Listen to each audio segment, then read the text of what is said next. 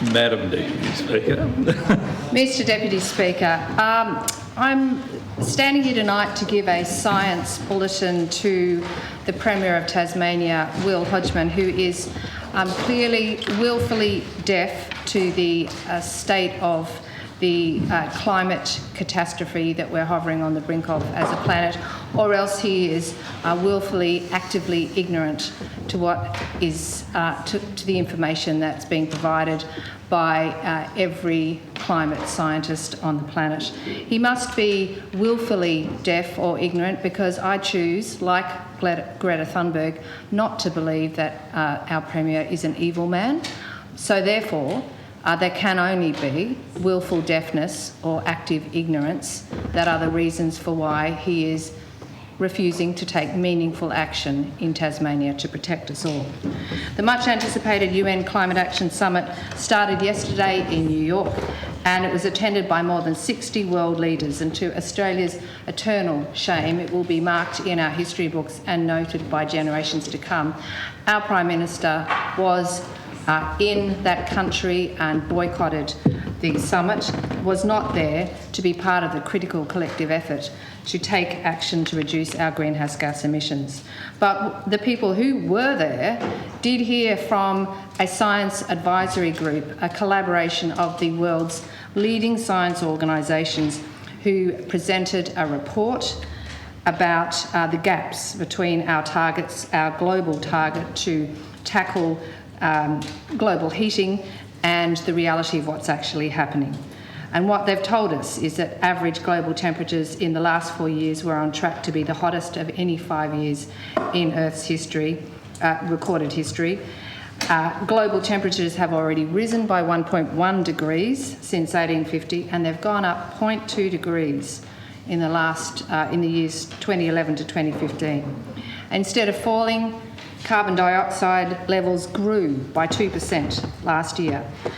They're now at 37 billion tonnes, locking in further warming, and emissions in just the last 4 years have grown by 20% compared to the previous 5 years before that. It is, horrifying. The alarming new data on the extent of sea level rise shows that there's 5 millimetres a year has grown in the last 5 years compared to 3 millimetres a year in the average period since 1993.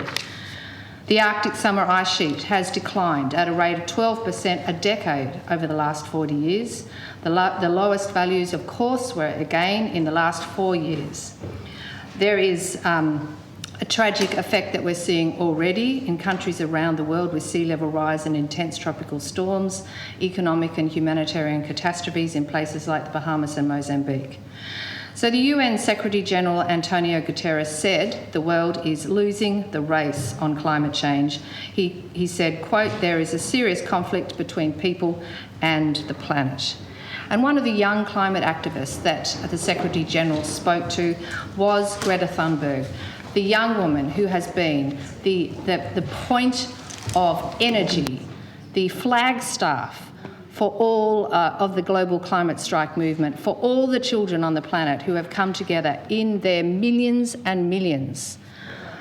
Last Friday, on a global strike in Tasmania, we had ourselves people, young people and old people from across Tasmania, turned out in their tens of thousands. Greta Thunberg made a speech, Mr Deputy Speaker, to the UN summit yesterday, to the global climate leaders who were there, and she said, quote, "People are suffering, people are dying, entire ecosystems are collapsing. We are in the beginning of a mass extinction, and all you can talk about is money and fairy tales of eternal economic growth. How dare you," she said. "For more than 30 years, the science has been crystal clear. How dare you continue to look away and come here saying you're doing enough when the politics and solutions are still nowhere in sight? The popular idea of cutting our emissions in half in 10 years only gives us a 50% chance of staying below 1.5 degrees and the risk of setting off irreversible chain reactions beyond human control. 50%, she said, may be acceptable to you, But those numbers do not include tipping points, most feedback loops, additional warming hidden by toxic air pollution, or the aspects of equity and climate justice. 50% risk is simply not acceptable to us, the children. We who have to live with the consequences. How dare you pretend this can be solved with just business as usual and some technical solutions? You are failing us, she said, but the young people are starting to understand your betrayal. The eyes of all future generations are upon you. If you choose to fail us, I say we will never forgive you. Well, long may we hold the words of Greta Thunberg with us, Mr. Deputy Speaker. She who inspires not just the people she spoke to that day, but the emotion speaks from the heart of every young person on this planet who is already experiencing the impact of climate warming, who is already experiencing the reality that the future hopes and dreams that they were looking forward to are being crushed by a catastrophic rate of change. Mr. Deputy Speaker, where was our Premier yesterday at the climate strike? Where were the members of this Liberal government? Where were they to hear the young people on our street?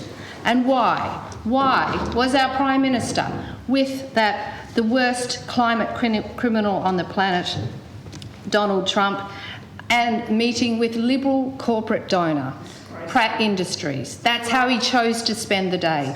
Meeting with, it is corruption. It is criminal that he turned his back on Greta Thunberg and all the other world leaders coming together to look at how we can reduce our emissions. Instead, he went and talked to his cosy Liberal donor, $200,000 in 2017.